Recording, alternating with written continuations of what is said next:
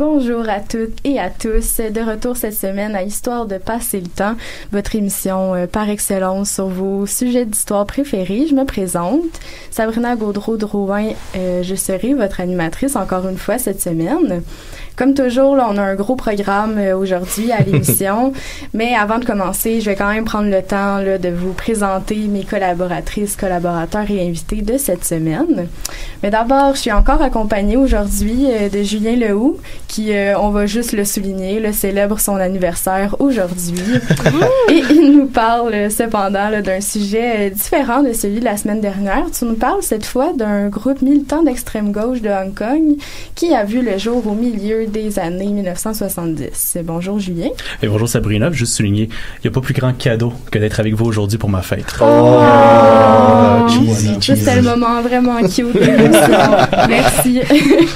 J'ai également avec moi notre chère Maude Savaria qui est de retour pour nous entretenir sur les organisations internationales féministes et socialistes via la figure publique de Marguerite Thibert. Donc j'ai bien hâte d'entendre ça. Bonjour Maude. Allô Sabrina.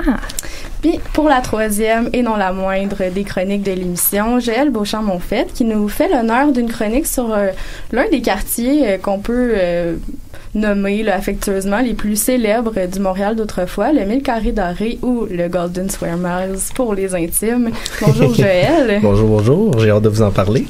Encore cette semaine, on a avec nous la très charmante Marie-Laurence qui est à la régie. Bonjour Marie. Allô Sabrina. Et finalement, notre bon ami Xavier Spratt qui est avec nous en studio. Mais la question est, est-ce que tu vas venir faire une chronique?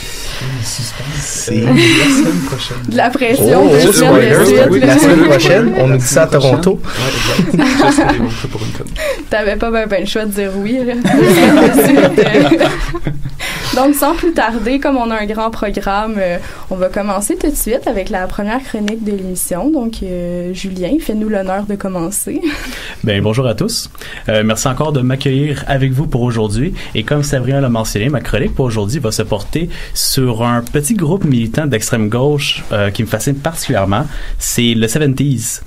Et en fait, je dois mentionner la raison pourquoi il me fascine particulièrement, c'est l'idée que on connaît absolument rien sur eux autres. Oh. C'est pas des blagues. Et c'est que qu'est-ce qui s'est passé, c'est que t'as un monsieur qui a juste commencé à dumper des scans dans leur magazine sur Internet sans plus de précision, que j'ai ramassé ça, puis c'est comme, c'est quoi, c'est qui ces gens-là? Le vrai plaisir d'un historien, au fond. Le vrai plaisir d'un historien. D'ailleurs, je me fais un peu de publicité. Le mois prochain, j'ai publié un article sur ces... Oh non, là, c'est pas possible. J'ai publié un article sur eux autres. Donc, si vous voulez en apprendre davantage, je vous invite à me lire Les Cahiers d'histoire, numéro d'automne. Enfin, bref. Donc, pour la chronique aujourd'hui, je vais vous présenter le groupe, ses organisations, ses activités et pourquoi ils semblent pas avoir capté l'imaginaire collectif de la société hongkongaise. Donc, pour commencer, juste pour montrer à quel point ces gens sont vraiment mystérieux, je suis même pas certain c'est quoi leur nom. C'est t'avais pas dit que c'était le FLQ, là, Octobre 70, non? Non, on est proche, mais on est loin.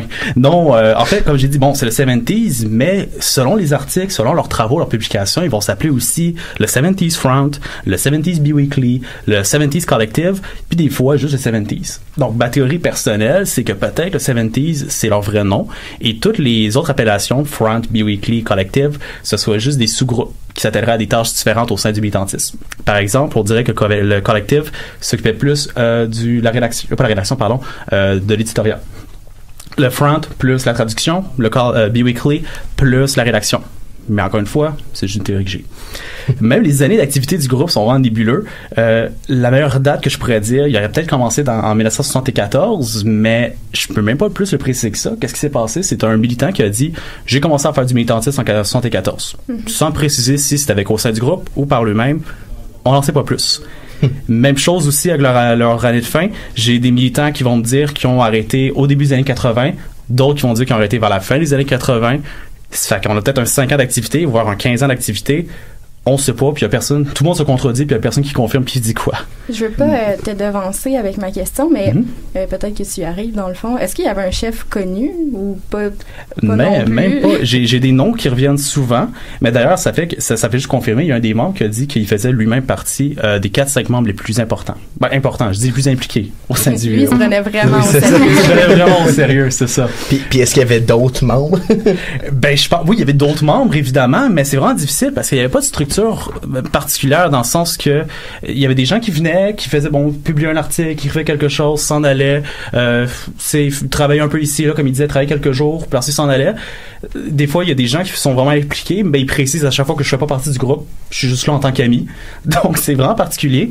Le meilleur indice que j'ai sur le nombre des gens, c'est un membre qui va juste qualifier son collectif comme étant de large, sans plus de précision. Fait que ça pourrait être autant une douzaine de personnes qu'une cinquantaine. Je me répète encore, on le sait pas. En fait, qu'est-ce qui est facile avec ce groupe-là, c'est un peu leur camp idéologique. J'ai dit c'est des gens d'extrême gauche, mais le groupe va vraiment refuser toute revendication, enfin toute étiquette idéologique. J'ai des membres du groupe qui vont préciser qu'ils sont des anarchistes, t'en as d'autres qui vont dire qu'ils sont des socialistes, d'autres qui vont dire qu'ils sont aussi des libertariens socialistes. En fait, le 70s semble plus être un grand rassemblement de personnes qui décident de militer ensemble pour une société plus libre, plus égale, plutôt que d'appliquer une idéologie précise disons dans le futur. Et de ce fait, en fait, le 70s va accepter vraiment la contribution de n'importe qui fait partie de la gauche radicale à Hong Kong. Par exemple, il y a des trotskistes qui vont leur envoyer des textes, des anarchistes, des maoïstes aussi, certains qui vont envoyer des textes, et ils vont toujours les accepter en disant parfois on n'est pas d'accord avec ce que vous dites, mais c'est intéressant, puis vous soulevez des bons points, donc on le publie pareil, puis ça fait soulever la discussion là-dessus. Mais justement, s'il n'y a pas d'unité idéologique, est-ce qu'il y a une unité éditoriale? Est-ce qu'il y a une cohérence stylistique? Qui décide? Est-ce qu'on sait ça? Cohérence stylistique, je te dirais, c'est par mes observations personnelles. C'est assez mal écrit. Voilà la cohérence là-dessus. Ben oui, vraiment, la plupart de ces textes-là ont été écrits en chinois et ensuite traduits en anglais. Et moi, c'est qu'est-ce que je remarque? Il y a toujours les mêmes fautes d'anglais qui reviennent. Il y a toujours un peu les mêmes phrases qui reviennent aussi. Je dirais une cohérence qui aurait, là, je sors de la blague, c'est la position de tout le monde envers le Parti communiste chinois. À l'exception des 2-3 maoïstes qui ont décidé, Mao Zedong, Zhou Enlai, toute cette clique-là, c'est vraiment un refus de ces gens-là. C'est vraiment, dans le fond, ces gens-là, comme j'ai dit, ils veulent se battre pour l'égalité, pour la liberté. Ça va se faire sans le Parti communiste chinois. Ça va se faire avec une conception, très, disons, idéologique, le pouvoir au peuple. Tout simplement. Fait que c'est vraiment ça qui va les unir au fond. C'est vraiment cette opposition-là. Oui, exactement. Et d'ailleurs, qu'est-ce qu'il faut les unir aussi? C'est leur centre d'organisation. Ça s'appelle la librairie radicale Black and Red, auquel, encore une fois, j'ai pas trouvé plus d'informations là-dessus. J'ai trouvé leur adresse, mais le building est rendu un centre commercial. Donc, en fait, c'est une drôle d'ironie de l'histoire. C'est une drôle d'ironie. Donc, c'est là que le groupe va se rencontrer, qu'ils vont organiser leur activité aussi. Et en fait, qu'est-ce qui va vraiment caractériser les activités du groupe? C'est leur publication. C'est là qu'ils vont vraiment se démarquer. Ils auront fait un magazine en chinois qui s'appelle, ils sont pas très imaginatifs, The 70s, auquel, encore une fois, j'ai pas trouvé plus d'informations. On dirait que le magazine a été pulvérisé, littéralement. Sinon, là, c'est là que c'est mes principales sources d'informations. Ils ont aussi fait un magazine en anglais qui s'appelle Minus. Et Minus semble plus être des traductions anglophones de leurs textes chinois ou cantonais ou peu importe, qui voulaient vraiment transmettre à un public plus large. L'intention de Minus, c'était vraiment d'en faire en sorte qu'un public d'outre-mer puisse lire le magazine, qu'il y ait des liens qui se fassent tisser. Donc, par exemple, pour l'anecdote, dans Minus, ils vont faire référence à un magazine montréalais qui s'appelle Art Generation, qui est vraiment une tribune littéraire à la culture politique alternative. Ce qui va dire, regardez, voilà ce magazine montréalais-là, lisez-le, c'est intéressant. Et puis j'ai regardé du point de vue de ce magazine-là, puis ils font pas référence à mon groupe. C'était pas réciproque. Eux non plus les connaissaient pas. Eux non plus les connaissaient pas. D'ailleurs aussi, l'intention avec Minus, c'est ça que je trouve intéressant, c'est l'équipe de rédaction va viser à ce que les numéros soient publiés comme un décompte jusqu'à l'année 1984 en référence au roman de George Orwell. Donc, Minus 8 va être publié en 76, ensuite c'est Minus 7 en 77, Minus 6 en 78, puis après ça, il n'y a plus rien, le groupe est mort. Donc, ils n'ont pas atteint leur objectif malheureusement, mais bon. Sinon, à part les magazines, ils vont aussi se caractériser en publiant 2 livres que j'ai trouvés. Le premier s'appelle China, The Revolution is Dead, Long Live the Revolution, pardon pour mon anglais, qui va être traduit et publié en 1977 par, encore une fois, des éditions montréalaises, Black Rose Books. D'ailleurs, ça, c'est toujours disponible si vous voulez l'acheter. Ce livre-là s'agit d'une anthologie de textes politiques qui va porter sur la révolution culturelle et qui va être écrit autant par des auteurs chinois qu'occidentaux. Et encore une fois, d'origine tout aussi différente. Encore une fois, je me répète, les anarchistes, trotskistes, ainsi de suite. Et l'intention, c'est qu'on ait toutes plusieurs perspectives différentes par rapport à cet événement-là. Qu'est-ce que les gens font? Et encore une fois, susciter la discussion par rapport à cet événement-là. L'autre livre que j'ai trouvé, ça s'appelle Revelations That Move the Heart to Tears. C'est un recueil de poèmes qui aurait été écrit par des militants chinois pendant la Révolution culturelle, qui aurait été traduit en anglais et qui aurait été distribué. Mais encore une fois, on dirait que le livre, c'est un projet. Ils en font souvent référence dans leur publication qui après ça le réaliser, mais ça semble être mort comme le groupe. Malheureusement, il y aurait une édition chinoise qui existerait de ce livre-là en anglais. Ça peut arriver. Outre ça, le 70s est aussi assez actif sur le terrain. Ils vont faire beaucoup de campagnes de libération pour des prisonniers politiques chinois. Par exemple, Yang Xiquan, qui aurait écrit le pamphlet Where China, qui a été très contesté en Chine, et aussi le collectif Liaison, qui aurait écrit vraiment plusieurs textes, plusieurs affiches affichées sur les murs, qui critiquent encore une fois le Parti communiste chinois. Donc, dans leur campagne de libération, ils vont déclarer que le 5 juin 1977, c'est la journée internationale de libération pour ces militants-là. À cet effet, le 70s va rapporter beaucoup d'événements de contestation par rapport à la libération. Apparemment, selon eux, il y a beaucoup de militants à travers le monde qui ont protesté devant le consulat chinois pour libérer ces gens-là. Ce qui, heureusement, ça a porté fruit. Les militants ont été libérés, mais pas à cause d'eux autres, c'est à cause d'Amnesty. De même aussi, le groupe est quand même très engagé dans des causes locales, comme par exemple la lutte pour des meilleurs logements pour les Chinois qui vivent à Hong Kong, mais aussi par exemple contre les politiques restrictives contre les marchands ambulants. Parce que pour beaucoup de Hongkongais, avoir son petit magasin dans la rue, c'est une bonne source d'argent, et les Britanniques sont pas d'accord avec ça.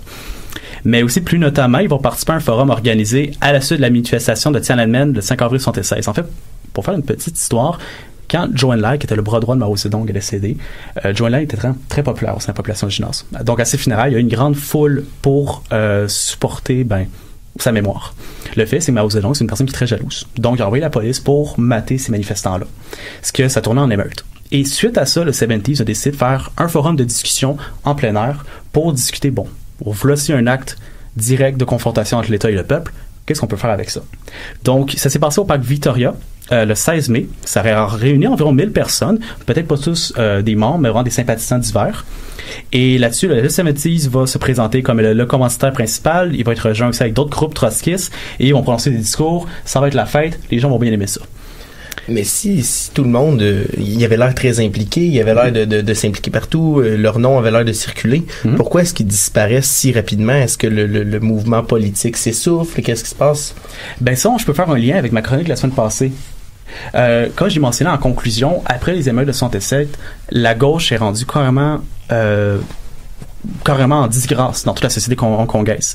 Malgré tout, les maoïstes restent les groupes gauchistes les plus puissants à Hong Kong. Et ils ont vraiment cherché la confrontation avec le 70s. Ce qui est vraiment, maintenant, ce que je remarque souvent dans leurs écritures, c'est comment, malgré que le 70s ouvre à la discussion, on dirait que les maoïstes étaient plus opposés à ça. Le forum que j'ai mentionné, il y avait beaucoup de journalistes maoïstes qui étaient ici, mais il y a personne qui leur reportait la nouvelle dans leurs organes de presse. De même aussi, le 70s va blâmer les maoïstes qui ont essayé vraiment de perturber l'événement. Ce qui veut dire qu'il y avait vraiment... Oui, c'était populaire, mais on dirait qu'ils n'ont pas eu l'opportunité de vraiment nécessairement jouir de ça. Je blâme les maoïstes, mais aussi je peux blâmer juste la situation en général. Comme j'ai déjà mentionné, la gauche est vraiment... Il n'y a plus personne qui supporte la gauche en Hong Kong à ces années-là. Et malgré que le 70s se présente comme des gens pacifiques, ils ne renient pas nécessairement leur esprit révolutionnaire et leur esprit de violence. Ils considèrent quand même que avoir une révolution violente peut être légitime pour que le peuple accède au pouvoir. Et à Hong Kong, on l'a vu, c'est pas une option qui est très populaire. Donc au final, qu'est-ce qui va vraiment tuer la 70s? C'est vraiment un manque de support populaire, ce qui se traduit plus foncièrement par... ils n'ont pas d'argent.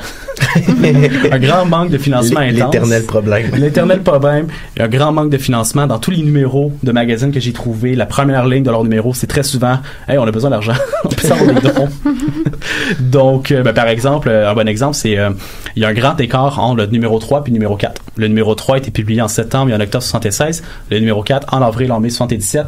Puis la raison principale, c'est on s'excuse, mais notre argent, on a dû la placer ailleurs. Notamment l'édition de leur livre. Donc, ça semble être un facteur important, le manque d'argent, mais aussi un autre facteur, ça serait les dissensions internes au sein du groupe. J'ai un anarchiste américain, c'est une des seules sources que j'ai trouvées sur lui, qui est allé à Hong Kong, qu'ils auraient rencontré. Et qu'est-ce qu'il dit, dans le fond, c'est que le fait que le groupe accepte tous les pans de l'extrême gauche ou juste la gauche en général dans ses rangs, ça fait en sorte qu'il y a beaucoup de petits camps qui se forment au sein du groupe, ce qui fait qu'il y a une certaine lutte de pouvoir qui se fait. Sans ligne directrice pour amener tous ces gens-là vers le même but, ou sans juste une base militante solide, comme j'ai dit, les gens arrivent, ils font de quoi, ils s'en vont, bref, ça fait que le groupe n'est pas aussi fort qu'il pourrait l'être et fait juste, disons, s'embourber dans des discussions interminables, ce qui fait qu'il peut pas avoir autant d'activités qu'il devrait l'avoir. Donc, Ken Nab, l'anarchiste que je mentionne, envoie cette critique-là au groupe en disant que peut-être qu'il voudrait avoir un petit peu plus de, disons pas, un petit peu plus d'organisation là-dessus. Il y a beaucoup de monde qui se sont dit qu'ils sont très d'accord avec sa critique. Malgré tout, le groupe décide de mourir pareil. Donc, là-dessus. On pourrait peut-être extrapoler que peut-être avec un petit peu plus de moyens financiers, puis peut-être avec une idéologie plus précise, le groupe aurait pu prendre, disons, plus d'essor dans la société hongkongaise. Malheureusement, ça semble pas être le cas. Comme j'ai dit, le groupe est mort. Il y a personne qui a repris la relève. Il y a personne qui a pris la peine de garder leur mémoire intacte. Donc, c'est rendu un grand trou noir de l'histoire contestataire de Hong Kong. Donc, je finis ma chronique ici. Merci beaucoup. sur cette note très joyeuse. Exactement. Mais merci beaucoup, Julien, de nous avoir éclairé ou plutôt intrigué sur le sujet. C'est encore une excellente chronique. On va maintenant passer en musique. Marie-Laurence, qu'est-ce qu'on écoute? On écoute Fou Fou Fou mon minou. Vous avez bien entendu. Du groupe Chocolat.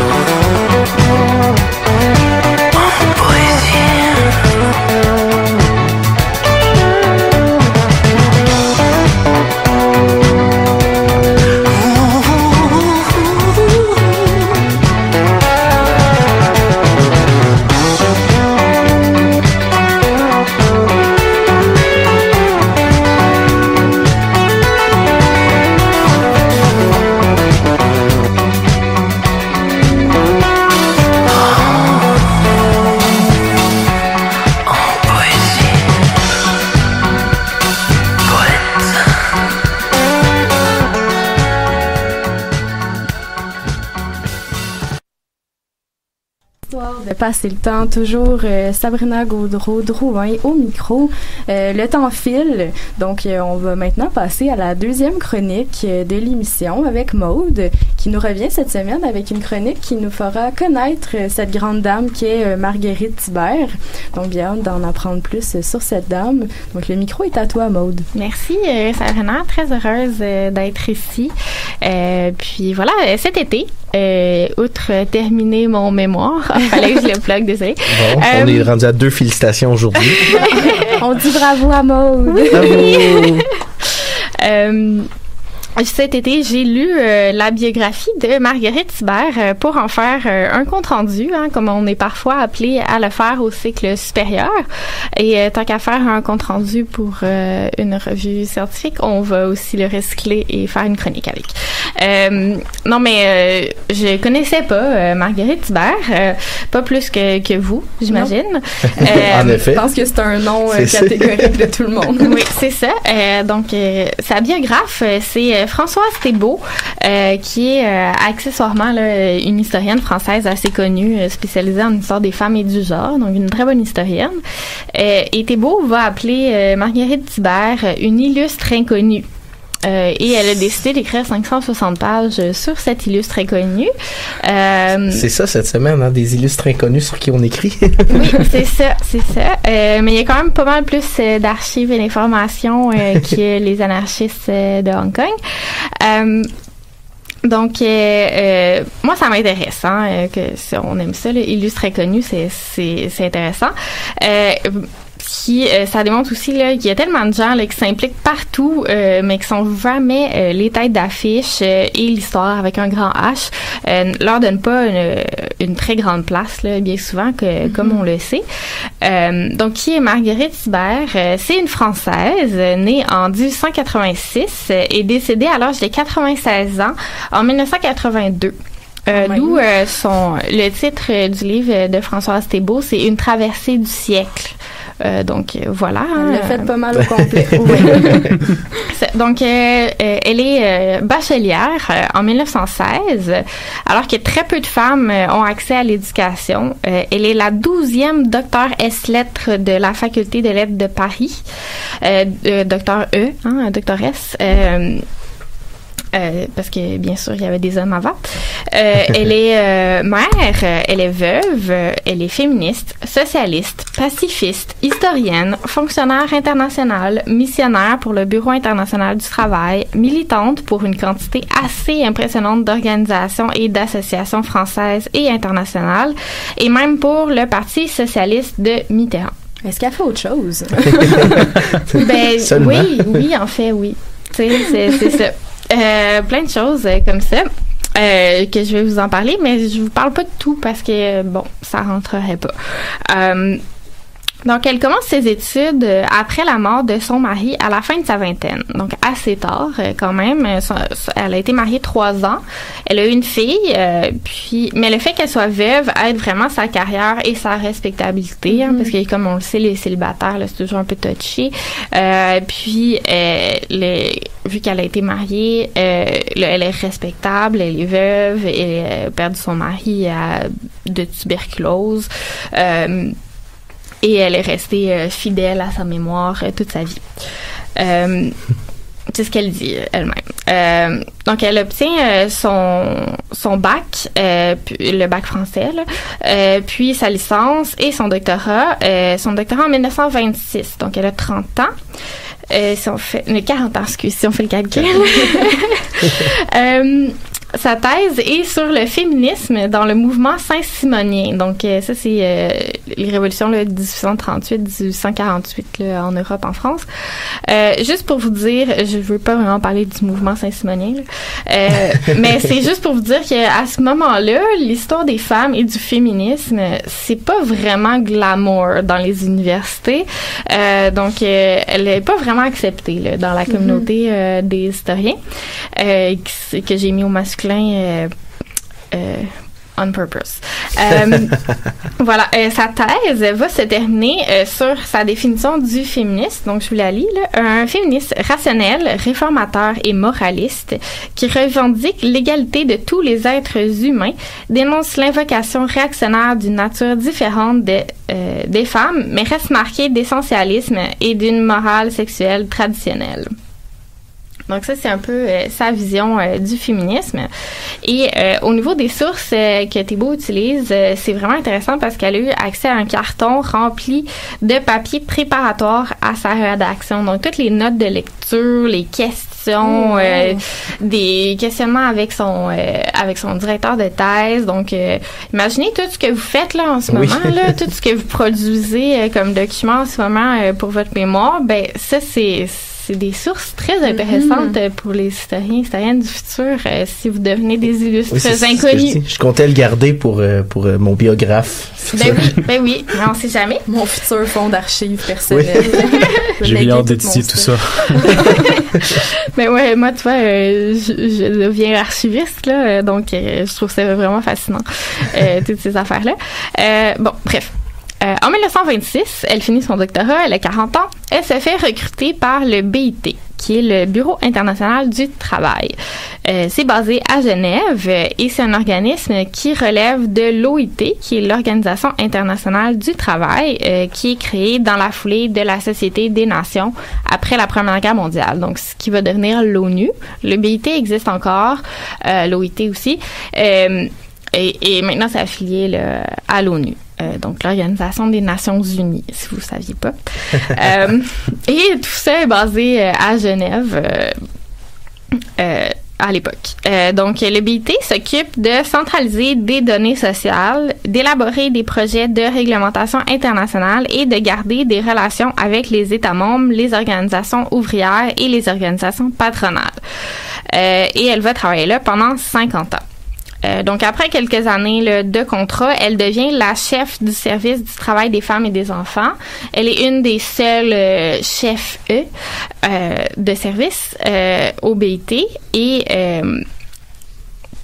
donc elle va être là pendant 25 ans et puis elle va faire pendant 20 d'autres années quelque chose d'autre que je vous rapporte ensuite. Selon Françoise Thébault, elle devient alors une fémocrate, donc une experte féministe et bureaucrate au service des femmes. Et elle va coordonner les relations entre les différentes organisations féminines et féministes nationales et internationales. Donc, elle crée une expertise sur le travail des femmes et des enfants, puis elle va recommander des normes du travail par rapport à ça aux autres pays, mais elle va aussi coordonner toutes les relations entre les organisations, puis qu'est-ce qu'ils demandent, c'est quoi leurs revendications, puis comment elle peut résumer ça pour en faire des normes internationales. Mais ça a donné des drôles de situations parce qu'elle parle vraiment de beaucoup de pays, surtout européens et Amérique du Nord, là. Mais ça donne des drôles de situations. Par exemple, elle va inviter à souper dans les années 30 Alexandra Kollontai, qui est soviétique, et Palma Guillén, qui est mexicaine. Tout ça après que le Mexique ait accueilli Trotsky. Faut quand même avoir des bonnes relations. Oui, mais ce qui est fou, c'est que ce que je trouve intéressant, c'est qu'on a l'impression que les politiques masculines de ces pays-là affectent pas leur amitié féministe et féminine et leur relation de travail aussi, parce qu'ils vont se partager des idées sur les thèmes là, qui les intéressent. Donc, c'est quand même très, très intéressant. Puis elles vont rester là, amies quand même par correspondance là, pendant plusieurs années. Donc voilà. Et le travail de Thibert, c'est vraiment d'écouter toutes les revendications sur la question du travail féminin et d'établir des politiques qui vont protéger les ouvrières de la surexploitation et des politiques aussi qui visent l'égalité professionnelle pour les professions qualifiées. Donc, il y a vraiment là, un deux poids, deux mesures au niveau de la classe. Pour elle-même, qui a une profession, là, bon, elle veut la parité, l'égalité et pour les ouvrières, il y a encore un côté de protection là, qui est assez essentialiste, par exemple, pas de travail de nuit, pas certaines charges et tout là, qui font, qui sont vraiment plus, faut protéger la femme. Dans son travail. Donc, il y a quand même, ça, dans les années 30, là, il y a quand même un 2 poids, 2 mesures. Puis, il va vraiment créer un réseau international autour de Genève. Et ça va participer aussi à la lutte antifasciste. Donc, fasciste. Comme je disais, elle écrit beaucoup de lettres. Il y a beaucoup de correspondances dans ses archives. Et de ces lettres-là, bon, des fois, elle a des copies de ses lettres à elle ou juste ses réponses. Puis, elle va essayer de sortir du pétrin là, certaines femmes qui sont prises sous des dictatures et qui n'ont pas le bon profil socioculturel, dont une juive en Autriche, par exemple. Dans les années, à la fin des années 30, il fallait qu'elle sorte de là. Elle va essayer de leur trouver des emplois en Angleterre, aux États-Unis, organiser le transport, les personnes qui vont d'autres personnes qui peuvent les protéger dans leur processus de migration. Donc, ça, c'est très intéressant comme moyen de lutte antifasciste. Là. J'avais pas entendu ça autant. Puis c'est à l'échelle de ce qu'elle pouvait faire, elle. Ça, dans le fond, excuse-moi, est-ce que c'est tout dans les tâches de son travail ou elle en prend vraiment plus sur ses épaules puis elle va... Ah non, ça, c'est pas dans les tâches de son travail. Okay. Pas du tout. Là. Ça, c'est... Initiative personnelle. Parce qu'en plus de son travail, elle devait travailler 60-70 heures par semaine. Là, à écrire des rapports. Elle est rendue à quel âge à ce moment-là? Là, elle a... Soixantaine d'années environ? Cinquantaine. Ouais. En plus de travailler, c'est ça, le 50-70 heures par semaine, elle milite dans beaucoup d'organisations, puis elle entretient ses amitiés, ses relations par lettre. Là, pour occuper ses fins de soirée. Ben oui, c'est ça. Là. Puis en plus, c'est de la correspondance. Nous autres, on n'aime pas ça, écrire des courriels, là, mais elle, c'est une correspondance écrite. Voilà. Pendant la Deuxième Guerre mondiale, elle va perdre son emploi momentanément là, par manque de fonds parce que le BT fonctionne plus très bien vu que personne se parle en Europe. Puis, il va se déplacer à Montréal où est-ce qu'elle va être réengagée pour... ils disent tout le temps c'est temporaire, puis elle est comme ouais c'est ça, vous avez besoin de moi. Puis quand est-ce que je quitte les cônes oranges? Mais non, en fait, elle aimait pas vraiment Montréal parce que bon, pendant la guerre, à l'époque, c'était très catholique. C'était pas le milieu qu'elle aimait beaucoup dans le fond. Puis je sais pas si elle a des cônes oranges, par exemple. C'est toi, l'historien de l'urbanisme. Voilà, elle va prendre sa retraite en 46 à son retour en France, à Genève. Elle a 60 ans, donc c'est la norme de l'institution de prendre sa retraite. Mais elle est encore bien en forme, donc elle est réengagée le lendemain. Même pas une petite pause, petite partie de retraite, non, des vacances, non. 24 heures, c'est assez. C'est ça. Et elle part en mission. En fait, sa deuxième carrière, comme je disais tout à l'heure, sa deuxième carrière, c'est de faire des missions dans des pays du tiers-monde, là, qu'on appelait à l'époque. Donc, elle va s'établir comme experte sur la formation professionnelle et l'éducation des jeunes filles et des femmes dans ces pays-là. Donc, elle va aller en Asie, en Amérique latine et au Proche-Orient. Et elle va faire ça jusqu'en 1966, donc jusqu'à l'âge de 80 ans. Tout de même, oui, c'est ça. À chaque fois qu'elle devait partir en voyage, en mission, elle devait avoir un papier du médecin qui disait que oui, elle était apte à travailler encore et à voyager. Donc, c'est assez fascinant. Et c'est ça, elle est vraiment reconnue comme experte. Mais je tiens quand même à dire qu'il y a un côté assez néocolonialisme à ces missions-là. Bon, il y a le contexte de la guerre froide et tout, mais elle faisait beaucoup de rapports sur la situation puis de recommandations, en fait. Parlant de la situation globale un peu à cette époque-là, comment est-ce qu'elle s'insère dans tout ce monde qui change là? Je veux dire, elle est rendue à un certain âge, elle en a vu 2 et 3. Comment est-ce qu'elle s'insère dans les changements des mouvements syndicaux dans les années 60, 70? Est-ce qu'elle y prend part? Est-ce qu'elle est en réaction? Qu'est-ce qui se passe? Elle est dans beaucoup d'organisations, mais elle Elle a toujours un rôle d'observatrice, d'experte, là, un œil assez sociologique, là, que je dirais qu'elle va consigner tout ce qui se passe, puis elle va recommander des choses. Elle va beaucoup observer les lois, puis voir, OK, là, ça marche pas. Elle va comparer entre les pays. C'est plus ça son côté. Elle va aussi être vraiment impliquée dans beaucoup d'associations, à faire beaucoup le travail là, associatif là, qui a plus caché là, d'habitude, là, faire les PV et tout, là, appeler aux réunions, faire les recherches d'informations pour les actions des réunions. Là. Donc, une fois qu'elle arrête de travailler à 80 ans, elle se repose pas non plus, là. Elle va militer, entre autres, dans l'association d'amitié franco-vietnamienne, dans des associations pacifistes contre le nucléaire, dans une société d'histoire, au comité du travail féminin, à la Ligue des droits de l'homme, à l'Union des forces démocratiques, au mouvement démocratique féminin et au Parti socialiste. Seulement. Entre autres. Non, entre autres. Et puis, là, à un moment donné, j'en ai enlevé, là.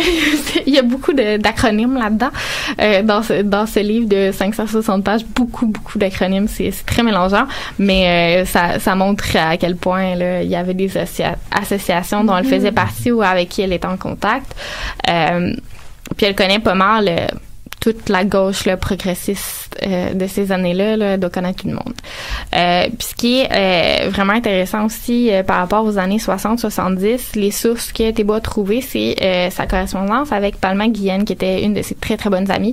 Elle va lui écrire toutes ses observations. En fait, les deux, ils vont lire les journaux de leur pays respectifs, donc Le Monde et j'ai ça doit être El País, qui est un journal mexicain. Puis c'est ça, ils vont commenter l'indépendance les indépendances politiques de ces années-là, donc Cuba, Vietnam, le Chili, mai 68, le féminisme matérialiste, la libération sexuelle, la guerre atomique, les politiques de Gaulle. Ils vont parler ce qui se passe au Mexique aussi là, en 68, 69, les manifestations et tout. Donc on voit vraiment leur regard comme de vieilles personnes progressistes qui peuvent plus nécessairement aller dans la rue ou qui veulent plus, mais qui regardent ça puis qui se disent ça c'est bien, ça j'ai pas trop compris, telle affaire. Ils ont quand même une opinion sur tout. Surtout encore très très allumée, hein. Puis en 1982, quelques semaines là, avant sa mort, et encore une fois au BIT, donc au Bureau international du travail, en compagnie de François Mitterrand, qui est alors le président français. Puis là il y a une soirée en l'honneur de François Mitterrand, puis elle est une des invitées là, importantes. Là, puis elle est très fâchée, 96 ans, de devoir y aller en chaise roulante parce qu'elle avait eu un petit incident médical quelques jours avant. Donc là, elle était pas contente. Mais oui, elle était très impliquée là, dans le Parti socialiste aussi à la fin de sa vie. Donc c'est une vie très intéressante, très chargée. Quand même. Oui. Elle s'est vraiment booké sa vie du début jusqu'à la fin. Elle a jamais arrêté. C'est fou. Jamais. C'est complètement fou. On travaille jamais trop. On voit qu'il y a plusieurs étudiants à la maîtrise. Mais merci beaucoup, Maude, d'avoir fait ton comeback et de nous avoir fait découvrir cette grande femme. On va maintenant retourner en musique avec Marie-Laurence. Oui, on écoute Fall Into a Dream de Fox Warren.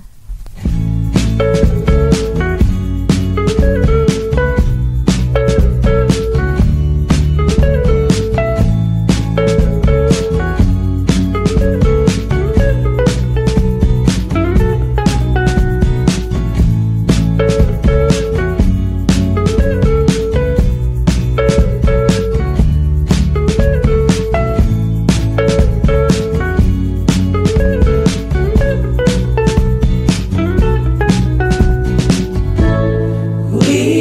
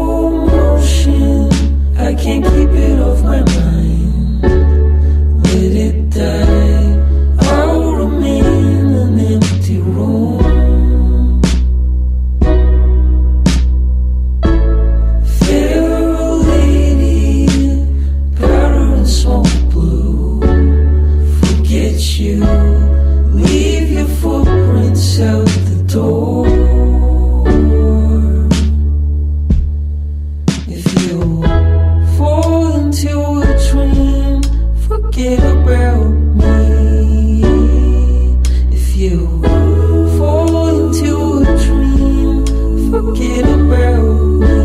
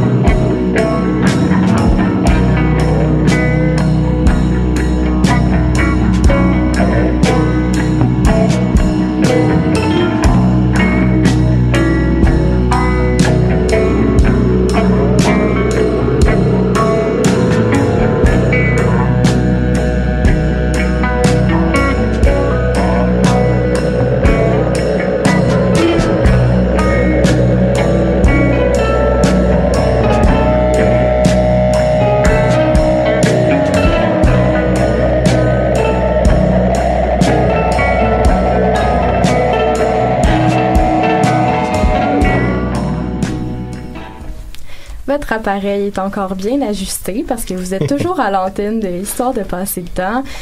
Toujours Sabrina à l'animation, mais sans plus attendre, je vais passer à la dernière et non la moindre des chroniques d'aujourd'hui. Donc Joël, parle-nous du 1000 carrés dorés. Faite par et non le moindre aussi, c'est ça que tu voulais dire? Non, mais c'est parce que tout le monde pluguait des choses, fait que je me suis dit, il faudrait que je plug quelque chose aussi. On va y aller avec ça.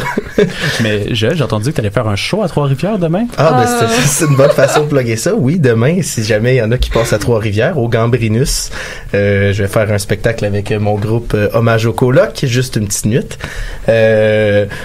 Bon, ta plug est faite. C'est ça, ma plug est faite. C'est pas ma fête, mais au moins, j'ai quelque chose pour moi aussi. Fait que de retour à l'histoire. Oui, c'est ça. Aujourd'hui, j'ai décidé qu'on allait commencer par un petit jeu avec tous ceux qui nous écoutent. Pensez rapidement à un nom anglophone. Un nom anglophone qui vous fait penser à Montréal. Bon, j'assume que c'est fait, ça doit pas être très long, hein, surtout si vous vivez à Montréal, vous en entendez 2 et 3. Vous aurez peut-être pensé, je sais pas, à McGill, Molson, Van Horn, peut-être même pour les plus aventureux, Redpath, McTavish, Ross ou Frobisher. Maintenant, on peut se demander, qu'est-ce que tous ces noms-là ont en commun? Ils ont tous vécu en même temps dans un espace tout petit de Montréal, un quadrilatère de seulement 1 000 par 1 000, situé sur le versant sud du Mont-Royal. On lui donne l'appellation 1000 carrés dorés ou Golden Square Mile, d'une part à cause de la richesse de ses résidents, et d'autre part parce que 2,59 km² dorés, ça sonne beaucoup moins bien. On va se le dire, hein. Entre 1850 et 1930, le 1000 carrés dorés est de loin l'élément le plus resplendissant de ce que les historiens vont appeler l'âge d'or de Montréal. Ici, âge d'or peut s'entendre de plusieurs façons parce que dans ce petit carré d'1 000 par 1 000, il est estimé par plusieurs historiens que pas moins de 70% de tout le capital du Canada est concentré entre les mains de seulement 50 individus. On voit que c'est très bien réparti. Très bien réparti. En fait, au début des années 1900, c'est la deuxième plus grande concentration de richesse dans tout l'Empire britannique, après le Square Mile de Londres, duquel tire son nom. Quand même. Ce quartier-là, si vous en avez jamais entendu parler, c'est en partie parce qu'il n'a jamais existé, à proprement parler, comme quartier. On donne dans ce qui n'existe pas aujourd'hui ou existe peu.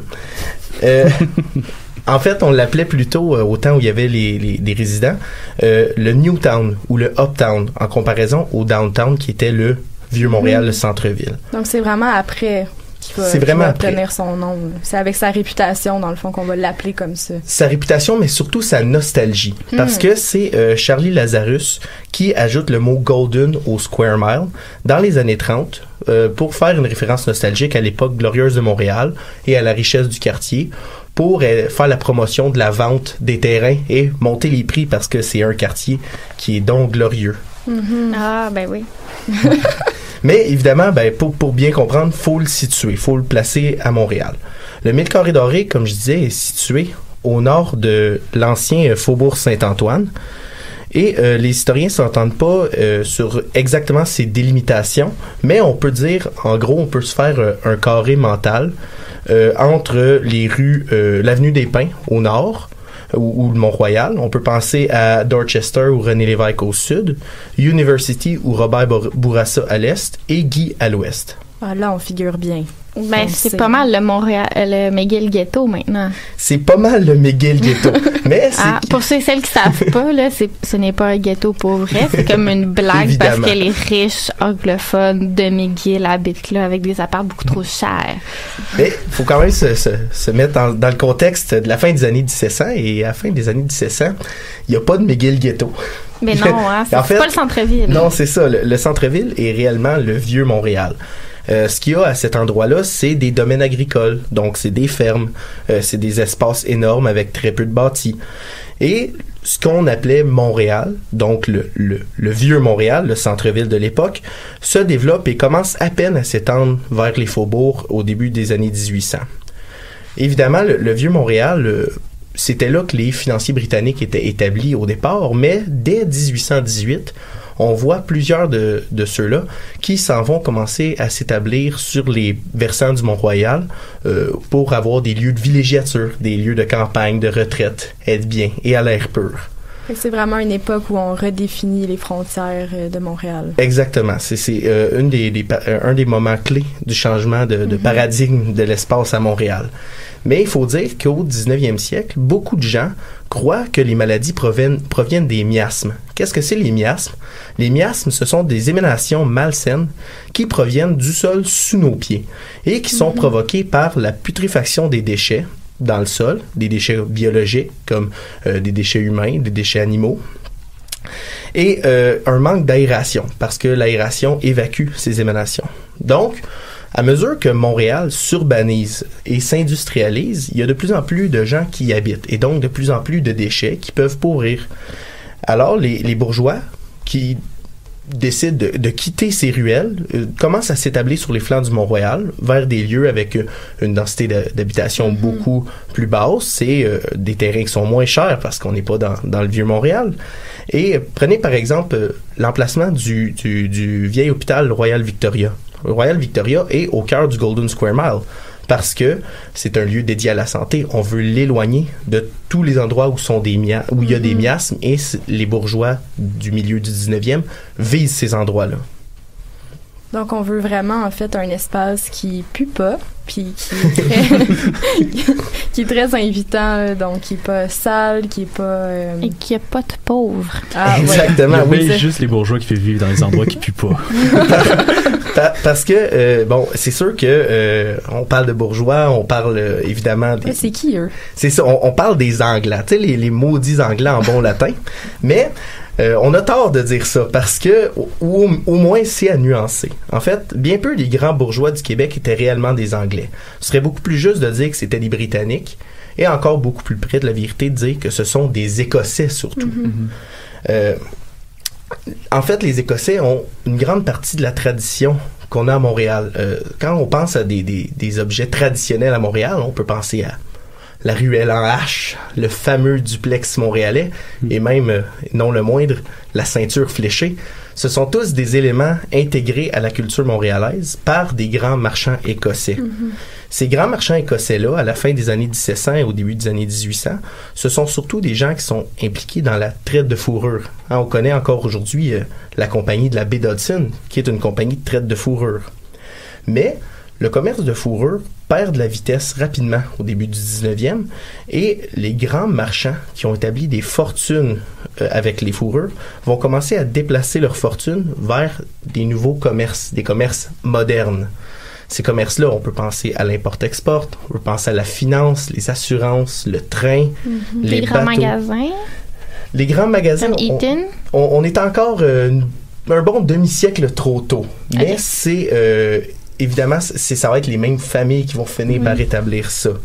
Et les grandes familles, qu'on a dit, les 50 grandes familles, vont se partager des postes clés comme président du Canadien Pacifique, président de la Banque de Montréal, de la Sun Life, donc les grandes compagnies, et c'est là qu'ils vont amasser une fortune.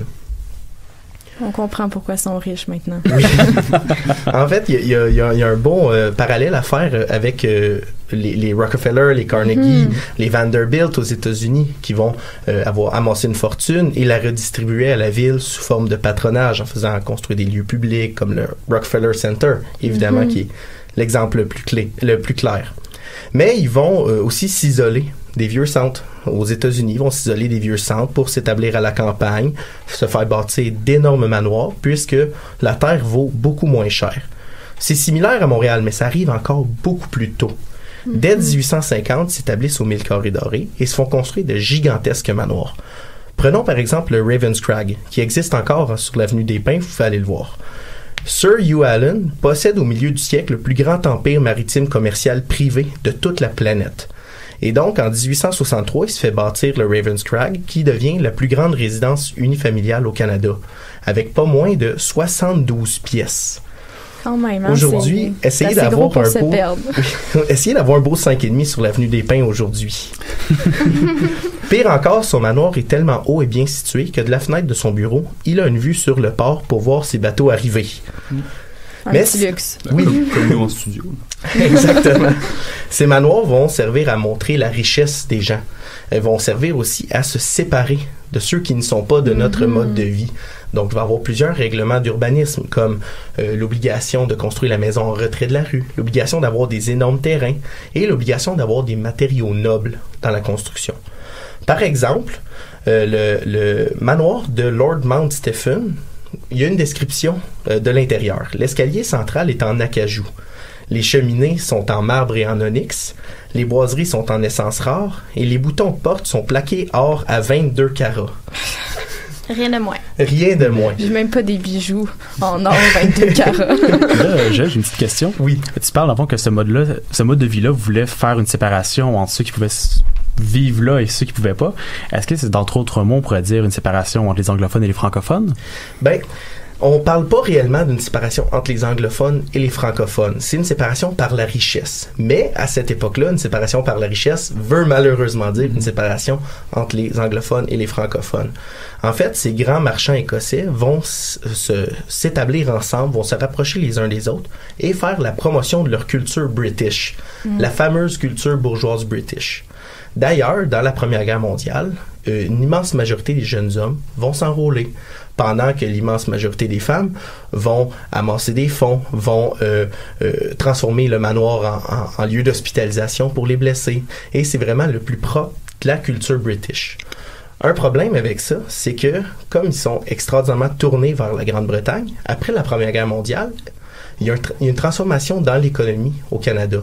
Et les gens, l'économie se déplace vers les États-Unis. C'est là que des grands centres se créent comme Toronto. Toronto qui va dépasser Montréal dès les années 30 comme métropole économique du Canada. Et l'économie de Toronto est tournée vers les États-Unis. Aussi, des grandes familles vont arriver, de nouvelles grandes familles comme les Bronfman, qui sont une famille américaine.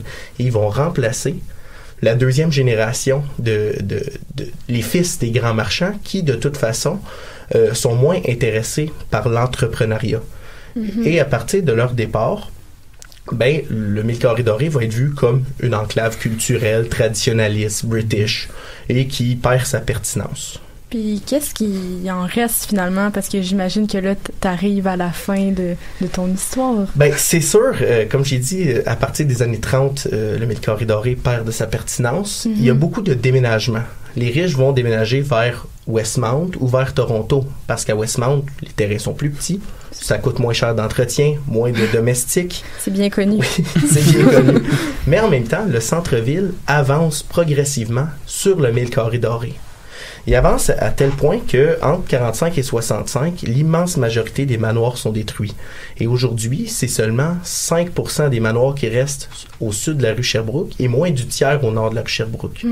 Comment est-ce qu'ils vont être préservés? Ils vont être préservés en partie par l'Université McGill qui va racheter une grande partie de ces manoirs-là. Aussi, il va y avoir un nid populaire qui va être soulevé lors de la démolition de certains manoirs. Je pense à la maison Van Horn en particulier, qui est détruite en 73 au cours d'une nuit. Et ça va mener à la création de Sauvons Montréal et même aussi d'Héritage Montréal. Et ces organismes-là vont permettre de perpétuer la culture patrimoniale, la culture architecturale de ce quartier-là, sans quoi on l'aurait jamais connu. Quand même, c'est du beau travail de conservation qu'ils font encore aujourd'hui. Là, c'est des organismes qui sont encore très actifs. Exactement. Et juste en 2014, il y a le manoir Red Pat qui a encore une fois soulevé l'ire de la population et que dans le cadre duquel on a vu passer Héritage Montréal. Et on les remercie. Oui. Merci. Sinon, j'aurais pas pu faire ma chronique. Qu'est-ce qu'ils font avec les bâtisses? Est-ce qu'il y a un mandat particulier ou c'est surtout la conservation patrimoniale? Bien, il n'y a pas de mandat particulier. Il y en a qui sont protégés. Ça, c'est un bon départ. Des fois, ils vont être intégrés à la façade architecturale de bâtiments, comme on va construire une tour, mais garder les 2 premiers étages selon l'ancienne façade. Ça, c'est des projets qui sont très intéressants. C'est sûr que l'intérieur, on le connaît maintenant seulement par des descriptions, des photographies, ce qui est un peu triste pour notre connaissance du quartier. On va devoir s'arrêter parce que notre temps est écoulé, mais merci beaucoup Joël, merci aux collabos de cette semaine également. Bref, rappel, vous pouvez réécouter l'émission en balado sur iTunes et Spotify. Donc on va se revoir vendredi prochain pour une prochaine émission dès 16h, toujours sur les ondes de choc. Donc bon week-end à tout le monde. Bon week-end. Bye bye.